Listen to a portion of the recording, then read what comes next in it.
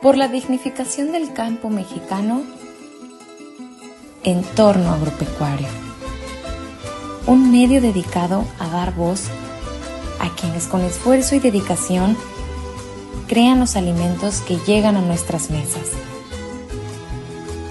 y académicos e investigadores que comparten sus conocimientos para el futuro del campo.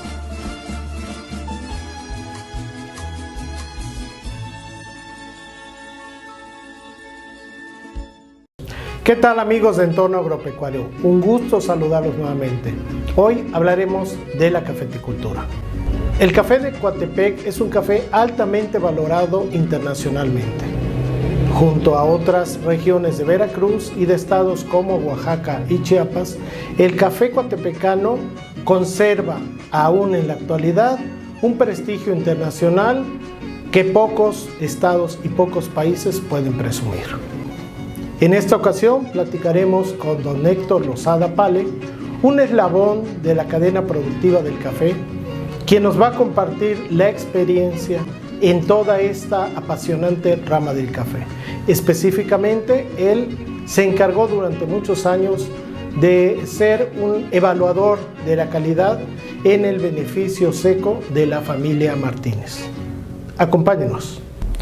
Pues antes que nada, amigos, darle las gracias a don Héctor Lozada Pale. Estamos aquí en su casa, en la calle de Abasolo, aquí en Coatepec, en el centro histórico de Coatepec. Un hombre que, como decíamos ya anteriormente, ha dedicado gran parte de su vida a lo que es la cafeticultura. Don Héctor, muchas gracias por recibirnos aquí en su casa y pues gracias por la oportunidad de platicar de ese Coatepec, donde la cafeticultura era un activo importante y, como bien apuntábamos antes, hubo personas valiosas que cumplieron una misión específica tanto en campo, tanto en beneficio húmedo como en beneficio seco. Háblenos, don Héctor, de su experiencia, de qué recuerda de esos momentos, de esa época donde usted fue una pieza de este engranaje del beneficio de la familia Martínez. Buenos días, más que todo, pues sí, cómo no. Aquí su servidor estuvo a cargo de un beneficio de los señores Martínez, que era exportador de café. Pues aquí su servidor le tocó el beneficio seco. ¿Qué es el beneficio seco? Que yo recibía el café pergamino, pero aquí era donde se morteaba, se hacía el proceso de las maquinarias de hacer lo de apartar el café. La selección. La selección. O clasificación, que se le llama también, ¿verdad? Sí, exactamente. ¿Venía el proceso del secado? Sí, venía primero, antes que todo, pues pergamino, vuelvo a repetir. Pasaba a una máquina morteadora que le quitaba la cáscara. Después de ahí pasaba a unas catadoras que le quitaba bien, ya para dejarlo limpio, las cáscaras y las manchas. ¿Eran famosas desmanchadoras? Sí, iba a una máquina muy grande que les decíamos Oliver. Una clasificadora. Exactamente, una clasificadora que apartaba el grano grande, el grano mediano y el grano chico, o sea, la mancha. Y en los cafés que apartaban como buenos, los primeros cafés grandotes se apartaban para el café exportación. Y los medianos se volvían a volver a pasar de nuevo por la máquina Oliver para quitarle bien el café chico. Entonces se unía el café grande con ese mediano y ese café era el que se exportaba. Ok. ¿Se dejaba lo más chiquito para el consumo nacional? Exactamente. Y si el café había necesidad de escoger, antes había unas señoras que venían a desmanchar el café, que eran como unas 200, 250 mujeres que venían a escoger a mano, pura mujer. Ok. Y su servidor también fue checador. Ok. Yo le checaba acá. Antes era un tenate que le decían la arroba. Ok. Sí, como una medida. La arroba era una medida española. Así es. De 11,5 kilos. Ah, mire. Ok. Sí. Y cada vez que yo admitía una arroba que a mí me gustaba para que saliera el café para exportar, yo les checaba. Digamos que en algún momento, o por decirlo, llamarlo de alguna manera, usted era un filtro para determinar qué café podía y qué café no podía ser ya considerado para la exportación. Exactamente, yo era el que apartaba. Unos controles de calidad muy estrictos para aquella época. Estamos hablando de 1960, me decía. Más o menos. A partir del 60. 60, 64, por ahí así. Que fue una época, don Héctor, donde la familia Martínez vivía un apogeo, por llamarlo de alguna manera, de la cafeticultura. Era una familia quizá la más fuerte en Coatepec, dedicada al café. ¿Recuerda usted la cantidad de café que se procesaba? Porque me había manejado unas cifras antes de entrar a la entrevista. ¿Nos podría repetir ahí para los amigos que nos ven en entorno agropecuario? Sí, cómo no. Mire, aquí esta empresa llegó a admitir hasta 250 toneladas diarias. Así, se trabajaba día y noche. ¿Doble turno? Sí, doble turno. Porque antes había secadoras de café. Exacto. Porque las planillas no daban abasto. No daban abasto, no, pues con una cantidad muy grande. Sí. Oiga, don Héctor, ¿y durante qué tiempo se procesaba o admitían esas 250 o 200 y pico de toneladas que menciona usted? Mire, se admitían. El proceso era de que donde se admitían en el beneficio húmedo era de que se despulpaba, se fermentaba a las 24 horas. Era muy estricto. Y después, al otro día, se tiraba el café para orearlo. Había una gran planilla allá en el beneficio El Grande. Sí, cómo no. Sí. También desaparecido ya. Ese café era un alimento para que el café saliera de excelente calidad. Oiga, a ver, mencionó usted algo bien importante que me gustaría que nos dijera la experiencia que usted vivió, que escuchó, que aprendió de alguien más. Hoy en día, en la actualidad, se habla de cafés con fermentaciones muy largas, cafés naturales y cafés lavados que le llaman, o la clasificación, donde se están haciendo fermentaciones a veces de 120 horas, a veces incluso más. En aquel tiempo un café no podía sobrefermentarse, tenían que ser, como dice, 24 horas y no más. Y nada más, sí. ¿Qué pasaba si se les iba el tiempo? ¿No podía haber más tiempo de fermentación? Por el ambiente que había, tenía que ser las 24 horas porque si no el café se fermentaba. Y ya no gustaba. Y ya no era muy bien pasable para café exportación. Es decir, que para la exportación era café de 24 horas para que no hubiera una sobrefermentación. No hubiera, sí. Curiosamente hoy prefieren o están pidiendo cafés con fermentaciones más largas. Sí. Don Héctor, cuando hablábamos de estas 250 toneladas que recibían ustedes aquí en el beneficio, ¿Lo hacían de lunes a viernes, de lunes a sábado? ¿Cómo lo manejaban y durante qué tiempo? Durante 3 meses. 3 meses que era duraba la esto. cosecha. Mire.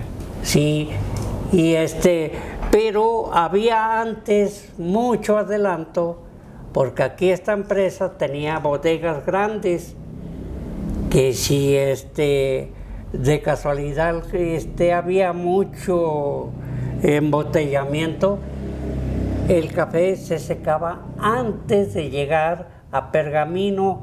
Nosotros les decíamos pues un café falto, vaya, todavía era para nada más almacenar.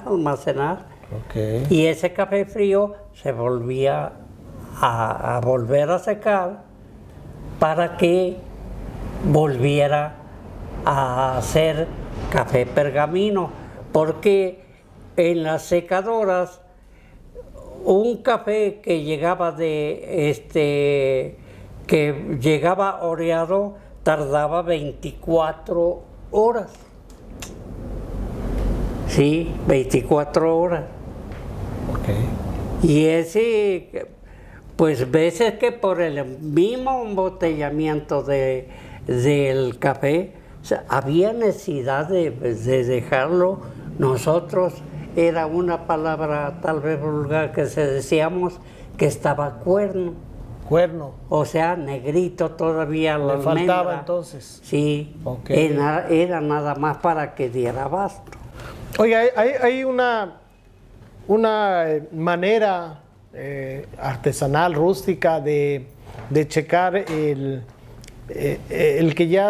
grado de humedad de un café. La famosa prueba del diente. Cuando Sí. se mordía el café. Háblanos un poquito de eso, don Héctor. Según había el café para en verde, había que sacarlo con humedad de 11,5 grados. Ok. Para que el café durara hasta un año. Almacenado. Almacenado, exactamente.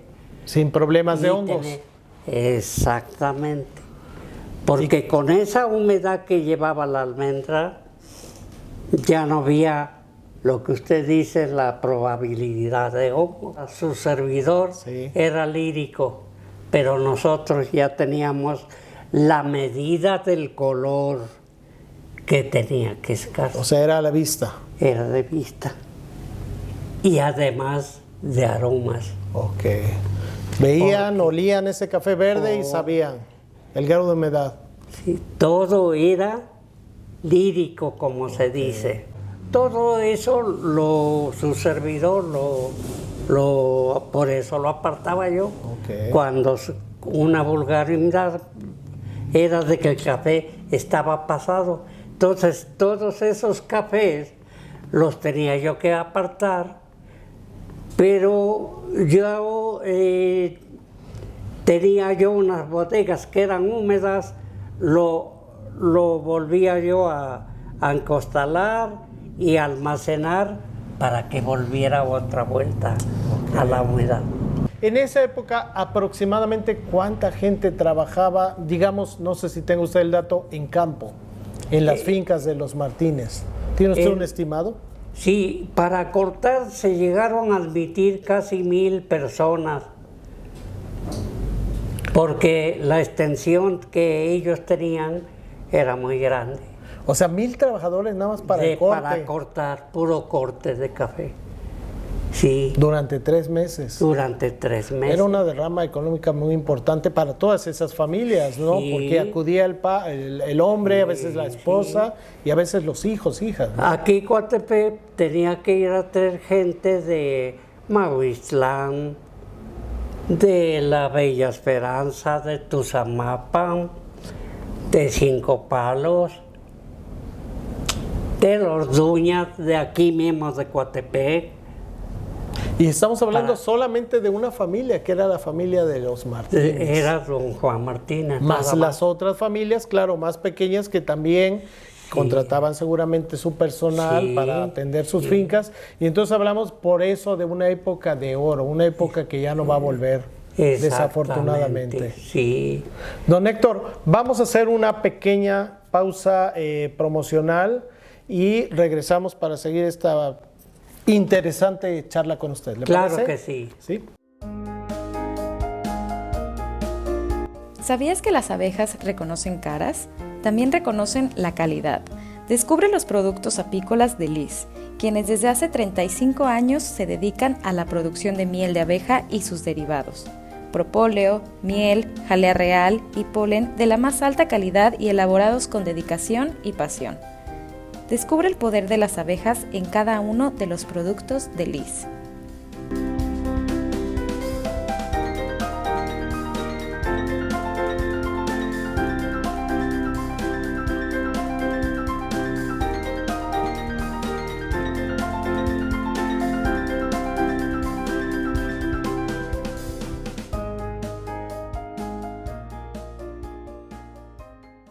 Bueno amigos, regresamos y estamos aquí probando un café de la autoría, un café que produce don Héctor Lozada y su familia. Estamos en La Norma del Café, aquí en Navasolo número 14 en el centro de Coatepec, una calle muy céntrica, y vamos a probar un rico café que ellos producen. ¿Por qué se llama café de altura, don Héctor? Mire, le quiero comentar que los cafés de altura se catalogan de los 1000 metros sobre el nivel del mar hasta 1550. Okay. Son los que están clasificados como cafés de altura. Agraciadamente Coatepec está en medio, porque aquí estamos también más o menos como a 1200 metros sobre el nivel del mar. Entonces es una altura adecuada ideal para el café. Perfecto. Mencionó usted ahorita, antes de volver aquí a la entrevista, que en algún momento ustedes recibían aquí en el beneficio seco de los Martínez cafés pergaminos que venían de otros lados, pero eran cafés prima lavados, es decir, o entiendo cafés de menor altura. ¿Se los pedía al mercado o por qué venían? Venían porque esos señores tenían sus finquitas, procesaban el café y ya ellos venían a vender su producto. Ok. Pero un producto de menor altura. Sí, pues cuando me daba café altura yo los apartaba. Cuando me daban pues que ya primas lavados, pues ya a lo que iba, primas lavados. El café prima lavado, para quienes a lo mejor no entienden muy bien estas clasificaciones, es un café de menor calidad que el café de altura. Háblenos al respecto, platíquenos un poquito de su experiencia. ¿Cómo no? Mire, los cafés de altura sabemos que son un excelente café en todos sentidos. Y el prima lavado tiene sus defectos porque no son en primera a la altura adecuada al café. Ya son otros pueblitos, otros ambientes que el café no sabe igual, sabe afrutado. Okay. Entonces ese café pues ya no es el mismo sabor de la altura. Y todo eso lo tenía yo con mucho cuidado para no hacer revolturas entre café bueno y café de prima lavado. Curiosamente, don Héctor nos está compartiendo una experiencia de los años 60, 70, como él mencionaba, como mencionaba anteriormente, que en la actualidad está pareciendo ocurrir lo contrario. Don Héctor, hoy esos cafés afrutados, esos cafés, como le decía, sobrefermentados, curiosamente son los cafés que se están tratando de empujar. Y son como que hay una ola para nuevos consumidores buscando promover esos cafés que anteriormente, pues como usted dice, no pasaban la clasificación para café de exportación. Sí. Curioso, ¿no? Así es. No pasaban muy bien a la clasificación de exportable. Bueno, ahí está cómo Sí. cambian los tiempos y cómo cambian Sí, los gustos, sí. a veces inducidos por la misma industria, la mercadotecnia. Pero bueno, volviendo al tema que le tocó a usted vivir, yo recuerdo cuando era más pequeñillo, ver cómo se formaban los sábados, los días de raya, esas filas largas de trabajadores afuera de las casas, no solamente de los Martínez, de muchas otras familias que sí, se como no, formaban. estaban los señores Cervantes, Ok. estaba el doctor Jorge Galvez, que también tenía sus buenas extensiones Sí, de fincas, y también él admitía muchos cortadores de café. También don Francisco Rodríguez fue un Fue fuerte, exportador en un tiempo muy grande. Tenía su beneficio en la Orduña. Ok. Y de ahí exportaba también su café. Don Máximo Pérez también, que tenía su beneficio en el Grande. Así es. Sí, también él llegó a exportar. Y fue de pequeño, él fue el indicado número 1 para exportar los portadores libres. Con los Polanco. Sí, La familia de los sí, Polanco. se juntaban los. Don Alfonso. Se ¿quién era? juntaban. Era la empresa se llamaba Poca Cosa. Sí, Sí.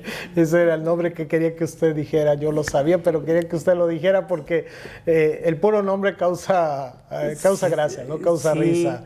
Y era un grupo entonces de pequeños De exportadores pequeños agricultores. independientes, Sí, pero que exportaban su que café. exportaban su café. Y seguramente cumpliendo con los parámetros que les pedía el mercado. Era el mercado de Estados Unidos principalmente, ¿verdad? Antes era el mercado a los Estados Unidos nada más. Ok. Ahora a mí me tocó ya últimamente, ya el café de aquí se llegó a vender a Alemania, Gran Bretaña, España, Francia, y últimamente el Japón fue el que acaparaba todo. A ellos le vendían, todos A estos ellos países le vendían café. la empresa que yo trabajé, de los señores Martínez. ¿El café tenía la marca La Taza o estoy equivocado? Por ahí iba yo, que la marca que se mandaba para exportar a Europa, le decíamos La Taza, Ok, que decía estrictamente altura. ok. Y se mandaba a Japón a una compañía que yo me acuerdo que se llama Tokyo Mikado, Ok.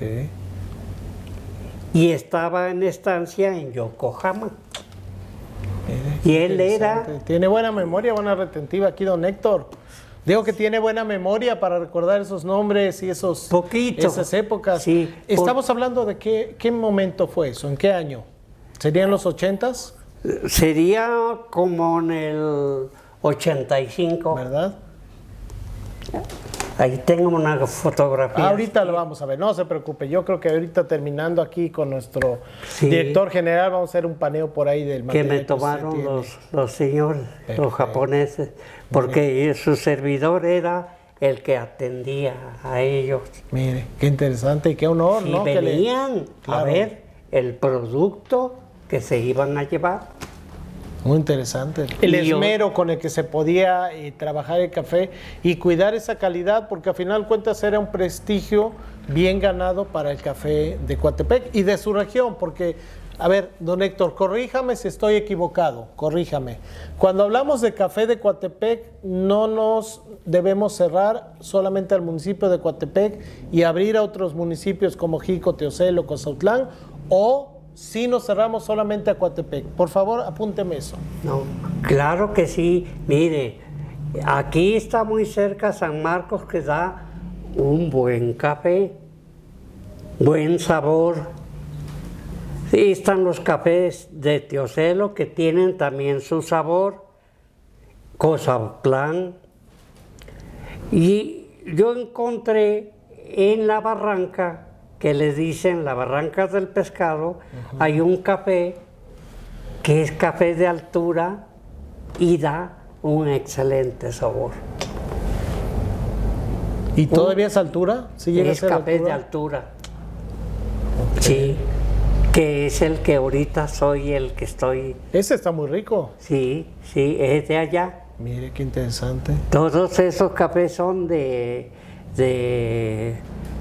es cerca del estado de Puebla, de Patlanalán. Ah, bueno, es que estamos hablando ahora sí de altura. Sí. Sí, conozco Patlanalán. Sí. Sí, como no, pertenecen ya para allá, para cerca de Quimislán, Puebla. Sí, exactamente. Ah, ok.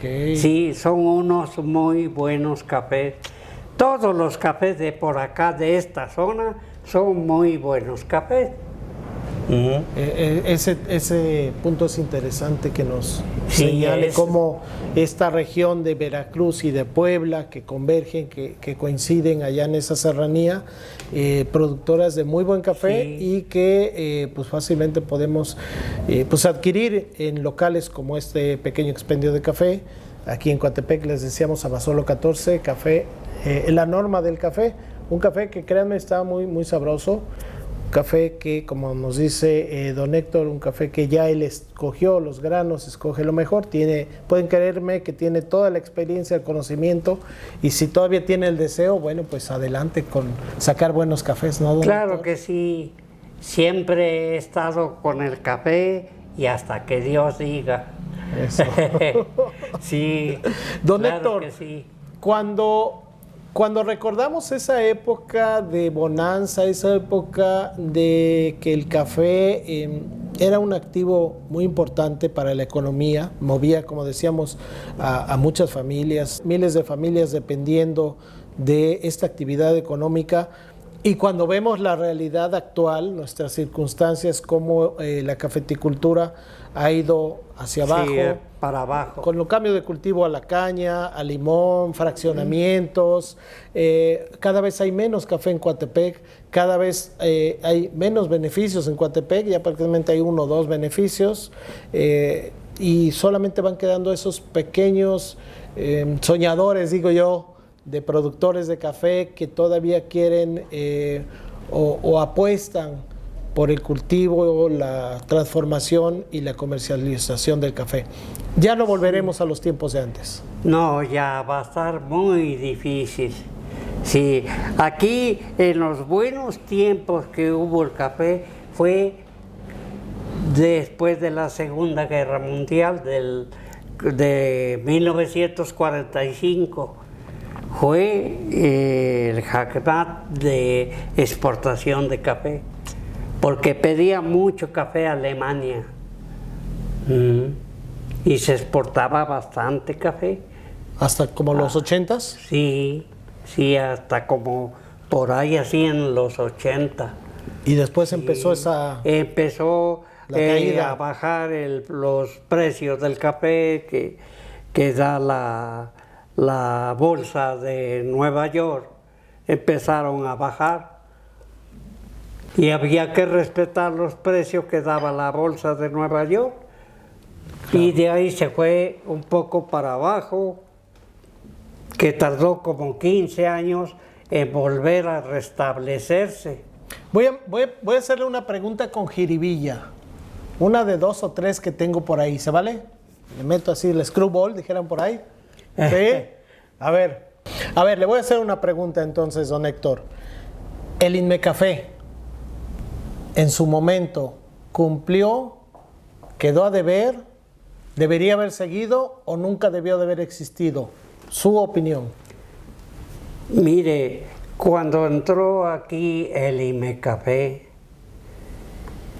ayudó a muchos agricultores en economías de que pues les daba para limpiar sus fincas, abonarlas, asearlas, todo, y les dio muy buen precio el Inmecafé. ¿Qué pasó?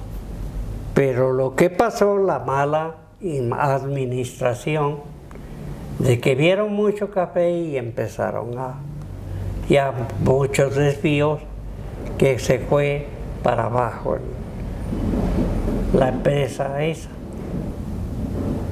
Y salieron varios funcionarios que eran los que dirigían, y se fue más para abajo de seguir adelante. El Ibecafé en sus tiempos era el único, porque les hizo mal a los exportadores, porque para exportar en ese tiempo les daban el permiso del 20%. Entonces, en ese tiempo también muchos exportadores no aguantaron y tuvieron que cerrar sus negocios. Ya. Pocos fueron los que quedaron. En uno de esos quedó mi patrón, que Los más supo fuertes, buen claro. administrar y volvió a renacer. Ok, perfecto.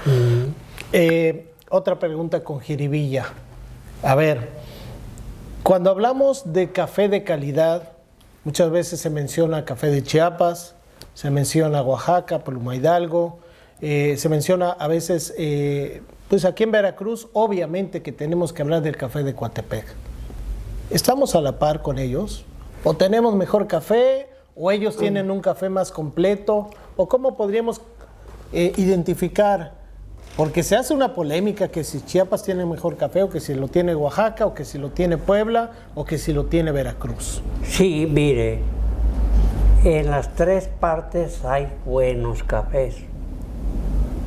Chiapas, también por su altura y su ambiente, tiene en cierta parte tiene su muy buen café, que también se catalogan a igual a los cafés de aquí de Coatepec.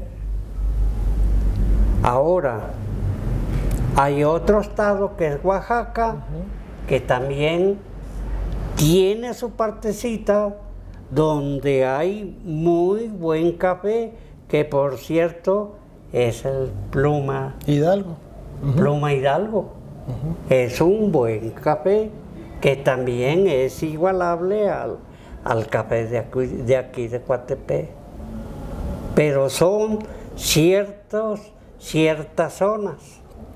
No es parejo. Ya, son manchitas, digamos. Sí, son ciertas zonas. Veracruz tiene varias regiones cafetaleras, la región Zongolica, aquí la región de Huatusco, Totutla, Sí, cómo la no. región de Coatepec, aquí con la zona de Sí. Naulinco, la región de Misantla. Misantla,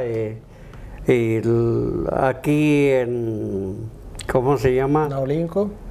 La zona de Naulinco, que tiene muy buen café, ¿no? Son buenos Y tienen cafés. altura ahí. Son alturas. Sí, tiene altura. Nada más que aquí lo que tiene es el ambiente que le gusta el café. Ya.